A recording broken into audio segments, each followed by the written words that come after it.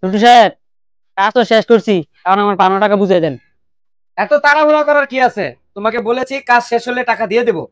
টুটু সাহেব, আমিও এই কথাই কইতেছি, আমার কাজ শেষ, এখন আমার টাকা বুঝিয়ে দেন, আমি যামুগা। কে বলেছে আমি তোমাকে টাকা দেব না? কাজ শুরু করার আগে অর্ধেক দিছি, হুম। কাজ শেষ করার পরে আর অর্ধেক দিয়ে দেবো। আগে কাজ শেষ করো, তারপরে বাকি টাকা দিয়ে দেবো।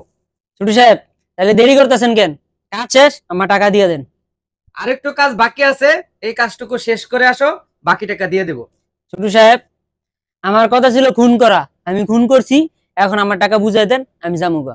সামান্য একটু কাজ, আগে লাশটা গুম করো, তারপরে বাকি টাকা নিয়ে যাবা।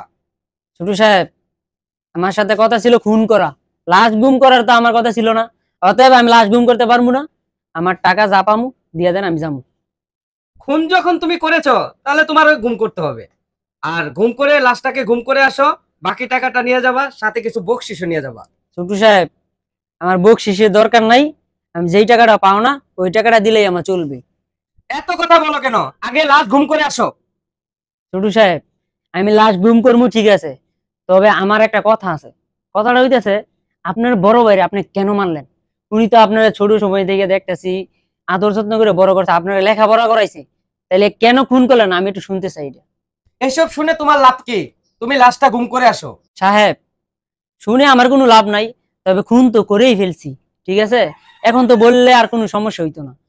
খুন যেহেতু করছি, আপনিও অপরাধী, আমিও অপরাধী। তবে আমার একটু জানার ইচ্ছা ছিল কেন খুন করলেন। তা তুমি ঠিকই বলছো।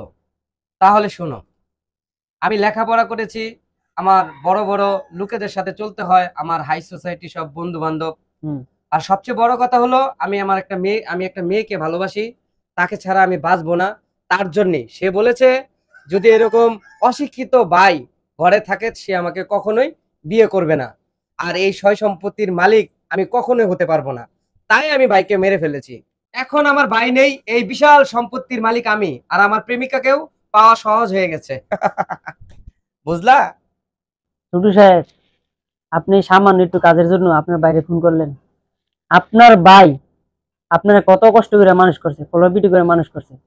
আপনারা মানুষ করতে গিয়া তিনি অনেক কিছু হারাইছে, উনি আজ পর্যন্ত বিয়েটাও করে নাই। আর আপনি এই কাজটা কেমনে করলেন? খুন করেছি, ভালোই করেছি। এখন আমি এই বিষয় সম্পত্তি একাই রাজত্ব করব। তুমি লাশটা গুম করে আসো, এই নাও তোমার টাকা, যাও। আচ্ছা ঠিক আছে, যাইতেছি। বড় সাহেব, আপনারা শুয়ে থাকা লাগবে না, উঠেন।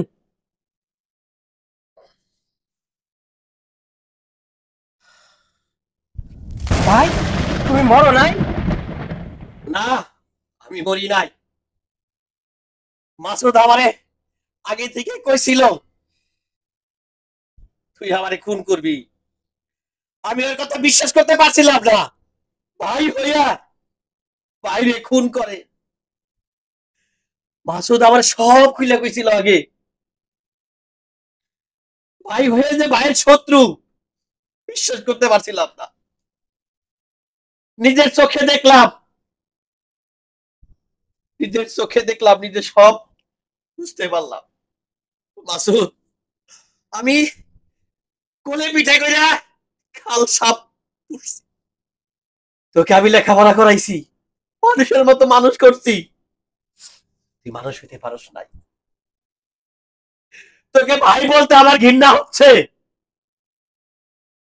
এই দৃশ্য দেখার আগে আমার কেন মরণ হলো না?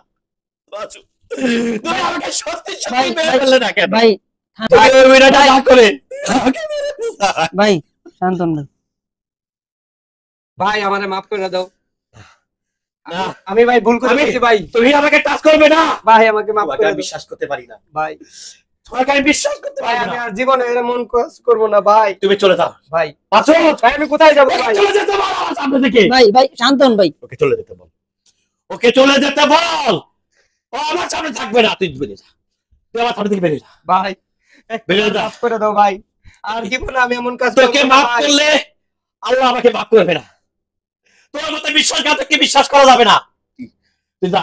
তুই আমার সামনে থেকে বেরিয়ে যা। মাসুদ, বের করে দাও ওকে। যা।